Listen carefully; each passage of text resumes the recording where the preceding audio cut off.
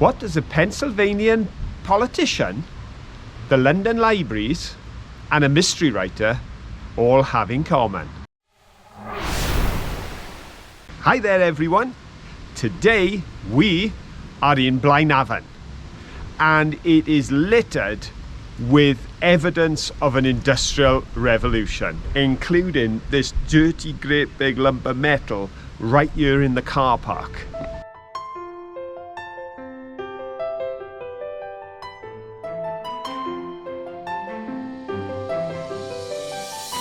We're parked directly opposite the ironworks, which is a UNESCO World Heritage Site. In fact, it's at the heart of a World Heritage Site because that includes all around this area, the landscape, the mining. It is the heartbeat of an industrial revolution that began way back in the late 18th century. And we're going to tell that story. We're going to show you around.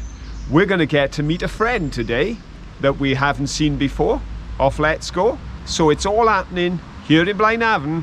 So we'd better get started and see what we can see.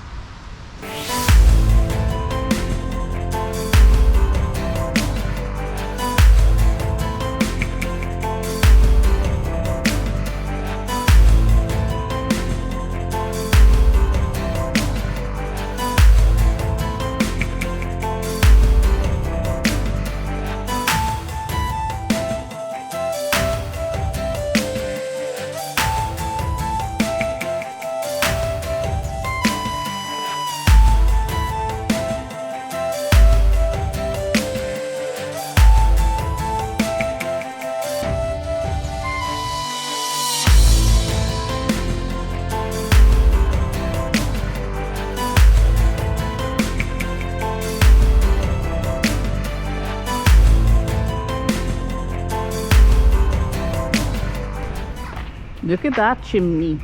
Now I know it's not a fireplace, but whenever we see a fireplace we have to see if we can see the sky. So come on, let's go check out that chimney. Oh, what a disappointment. There's just a solid wall and then the arch. Ah well, we're certainly not going to be able to see the sky from there. Look at this huge building. Should you go in? Come on then. It's massive. Look at this for an arch. You certainly don't have to duck to get through that one. There seems to be a lot of birds nesting in here. I can hear them chirping away. Lots of relics from the industrial times when this place was constantly busy. Not so more. It's quite quiet and peaceful now. It's the bottom of, I don't know what they're actually called. I think some people call them bogies possibly. Phil always calls them drams, from when he used to work underground in the coal mine. Look at the size on those pipes. Oh wow, there's even more metal down here. Look at that bucket. Well, I call it a bucket, but it is bigger than your average bucket. I bet you haven't got one of those. Or maybe you have, if I stand by it.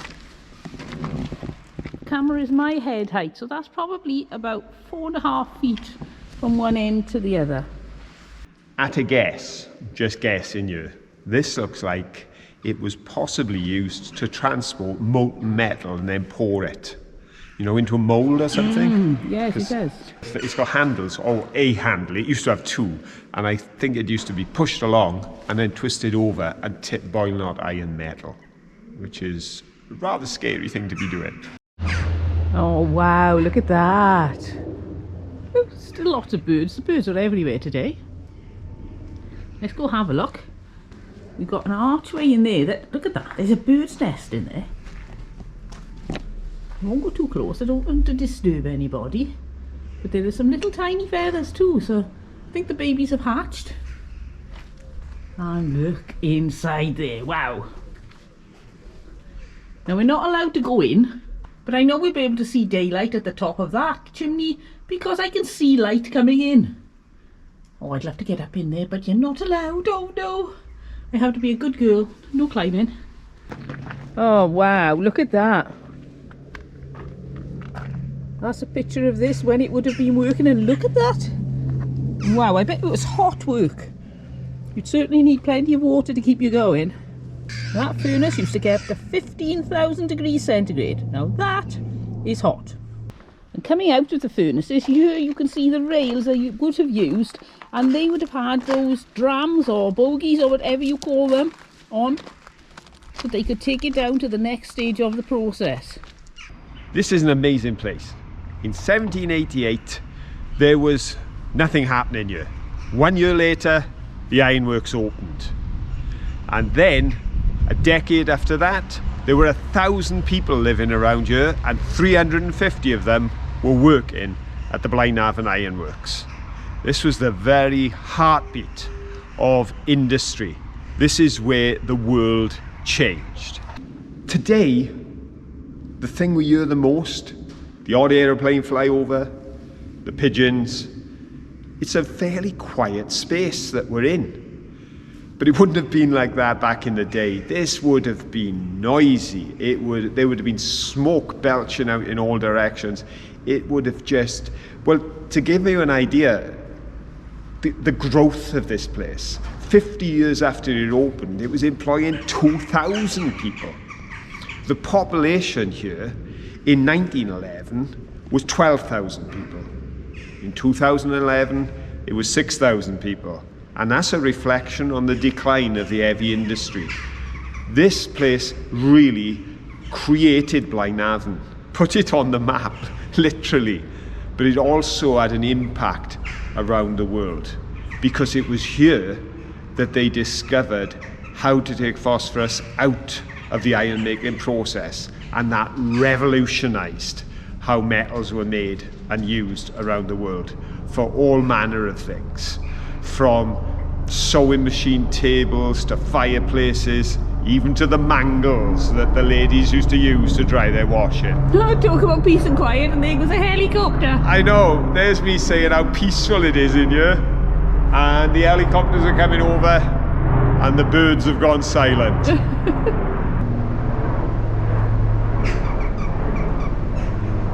But even in its decline, this industry was still making a mark on this town, because behind me you can see where the furnaces have been stripped of the dressed stone, and that was taken into town and used in order to create a building down there. I tell you, recycling, I always say it, folks, it ain't something new. They were doing it 100 years ago, and in some ways probably doing a better job than us.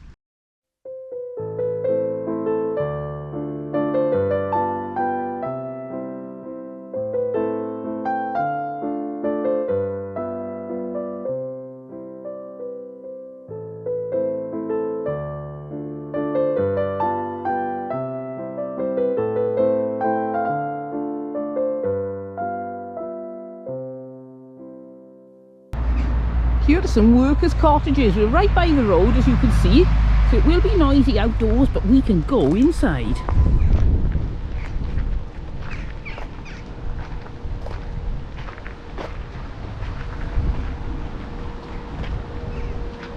These cottages are all done in different eras, and this era is 1790. So let's pop in and see what it's like. Oh wow, look at this. Isn't it lovely? You can see over there there's a range for cooking on, and you've got the table with some meat, some greens, and there's a dresser back there.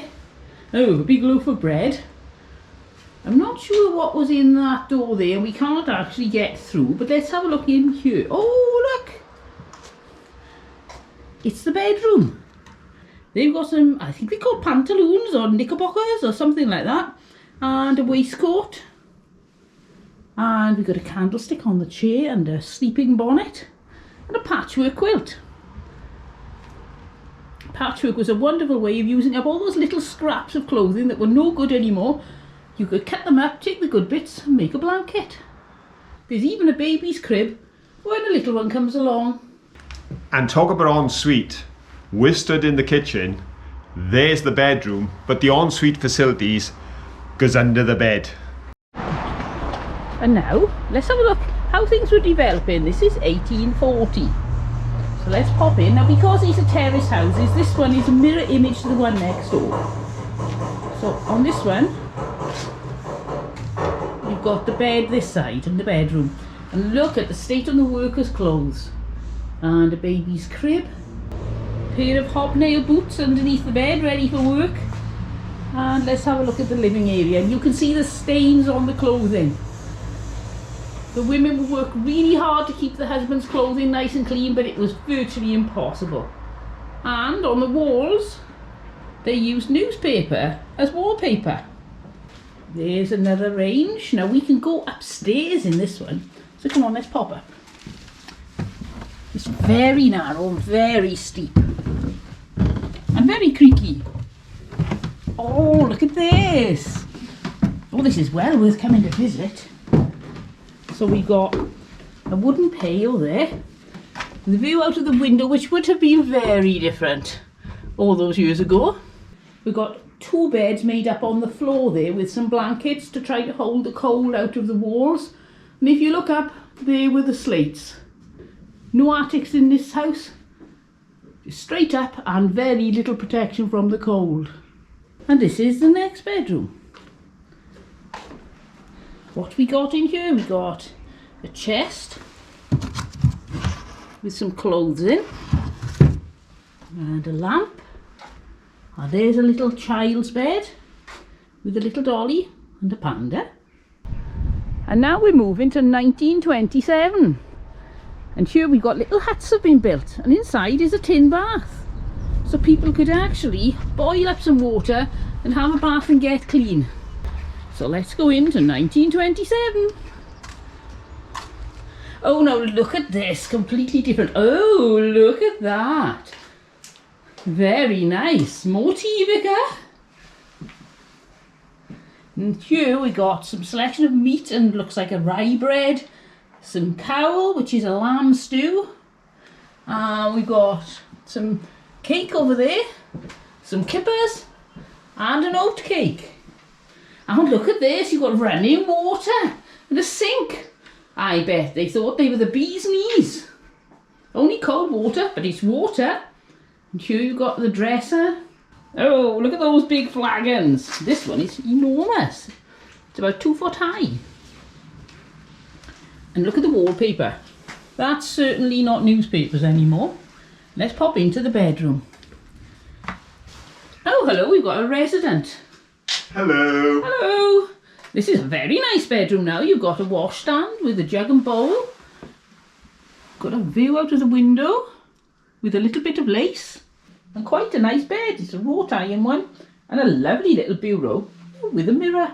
And another interesting addition is this library of books. It's only a bookshelf, but suddenly they had access to information. And it must have been so interesting after a life where you just existed. Now, you could have some pleasures. 1944. Let's have a look what 1944 has in their shed. It's a little bath. We had a bath a little bit bigger than that when I was a little girl and used to bath in front of the fire. The water would be pumped out of the washing machine when the washing was done, and then you'd have a bath in it. Let's pop in. Can we come in, please? Oh, look at this. Now we've got a radio. More books. We've got an extra cupboard on the wall because people had more belongings. We've got the sort of china you may recognise. If you didn't have a gran with it or had it yourself, maybe you've seen this in charity shops, these designs. We've got the range. A very comfortable chair.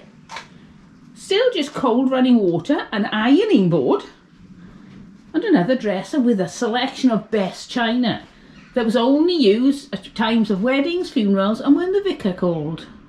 Over here we've got a wind-up record player and a selection of records and some flagons, metal ones.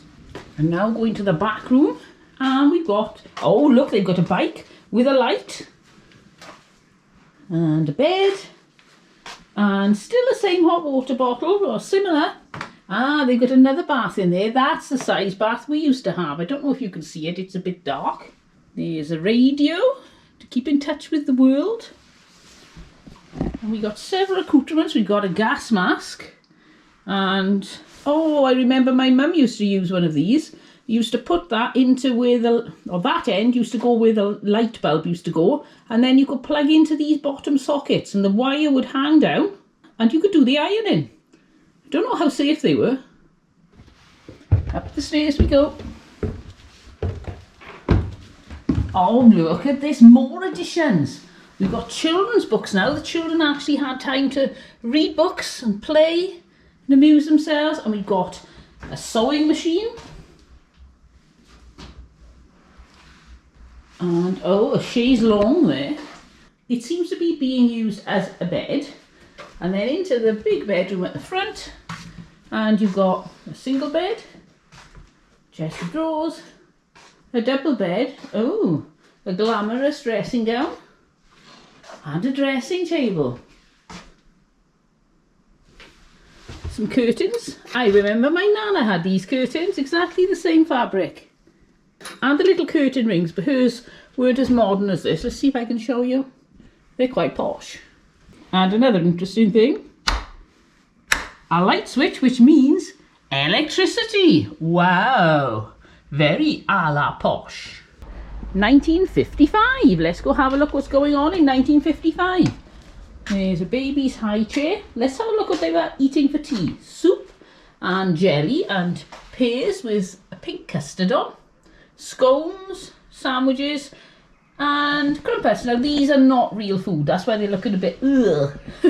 It would have looked much nicer at the time. There we got our fireplace with the range, the chair, the sink and the pull down. I remember these pull downs. We had a blue one and this closes up to hide everything behind it, or you can pull it down. And this is metal and you can use it to roll your pastry or do your baking on. We've got a boiler for doing your washing. A piano. And let's have a look in the back room. Oh, now this is becoming more of a sitting room in here. You'll see the child's toy. We've got a very posh lamp. And a dresser with some plates on. And another bookshelf. Look at this TV, hey, very nice. Definitely progress being made, or not if you don't like TV. Meccano! And a globe. An electric record player. Very dark, but there is one in there. And upstairs to the bedrooms, we've got this metal bed with a quilt on. A cupboard, a chair, an ottoman. That's the first ottoman we've seen. Usually they were chests. And into the main bedroom, which has got a double bed and a double bed, more quilts, wardrobes, and a linen basket too. Oh, very nice. And finally 1967. Let's have a look in here. Now I was born in 1964. There's the big old pram. We've all sprung very posh in those days. And we got a table with a tea cosy on the teapot. A record player over there. Got lots of trinkets and things. And it's amazing to think that this house was like this in the swinging 60s. When life in the big cities was very different to this. But you can still see the progress. Got some glasses and chess. Look at that TV. Into the kitchen. We still don't have any hot water. This one doesn't seem to have any cold water. And there is the spinner, the spin dryer. Pop your clothes in there and spins them dry. We've got a washing board. Some kitchen items. There's another pull down. Very dark, sorry. I will show you because you may be able to see and it is interesting. But unfortunately, extremely dark. Oh, look at the cooker, an enamel cooker. I love that. And a plastic cupboard with doors and a drawer. And a tin of Quality Street. Up the stairs, there's the bed. There's some pictures, you may recognise these sort of pictures. They were very big in the 60s. And into the main bedroom, where now you've got this Welsh tapestry blanket. They were definitely getting a bit more money when you could afford a Welsh tapestry blanket. Check out the price of Welsh tapestry blankets, even second hand on eBay. They are very expensive. Oh, look at that wallpaper, wow. If I spin you round, there's a hairdryer, there's an ottoman with a seat on, and a wardrobe, and some 70s fabric curtains. There.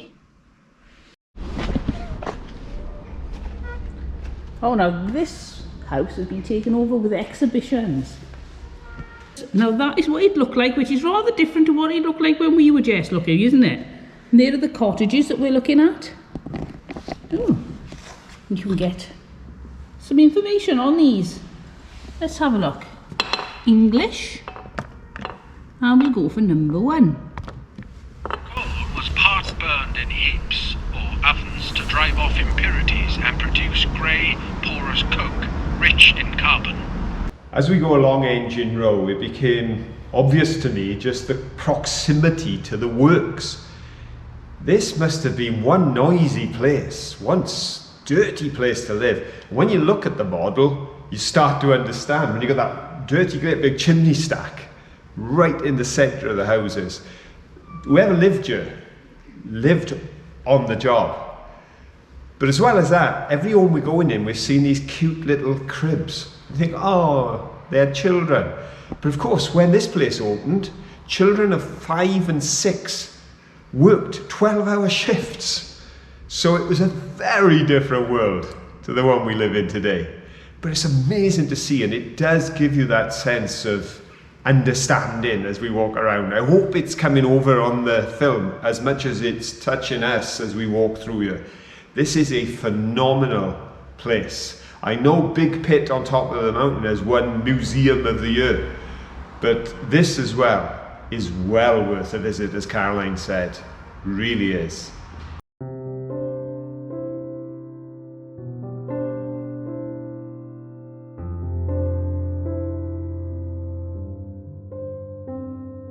Oh, let's pop in the shop. What have they got for sale in the shop? Let's have a look. We've got leather water bottles. And, oh, there's a side of pork. Tea, 5 and 6pence. Some lovely big loaves of bread, they're huge. Some dipped candles. Some souvenirs. Rolling pins, all the necessities for cooking and baking. And some cheese. And look at this butcher's block. Wow. Can you see the wear on that? That is absolutely amazing. I wonder how many people over the years have scrubbed away at this butcher's block, cleaned it off, dreaming of a better life. And we got this big huge grandfather clock. Isn't that lovely? I love a grandfather clock. There's something about the tick of a grandfather clock. One day I'm going to have one. And they've got these jars for supplies. You can see there's the peas and lentils. Showing you the size on the jars, they're huge.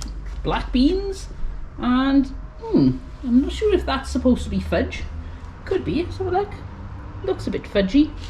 Now we got more beans, more lentils, and not sure what that is. We got sacks of grain. There's something in that barrel. So you'd think, oh wow, they got quite a good shop for the times. Very interesting. They're never going to go hungry, but there's a more sinister story to this shop. As Caroline said, there is another side to the story of this shop. When they brought these shops in, it was a tremendous thing because it meant people could buy the products because it was a brand new place. There was no shop in town to go to. But of course, the company owned the shop. The company owned the shop. The company paid you 4 to 6 weeks in arrears, so you held a tab with the shop. You held a tab with the shop, which meant they took it off your wage when you got it. So they took most of your wage from you. Their prices were so high, as I say, 20 to 30% above the norm. It meant that 10% of the profits of the ironworks was taken from the wages of their employees that they spent here. Some places they used tokens to pay their employees. They didn't do that here. Your change was in tokens, but you had payment in coin.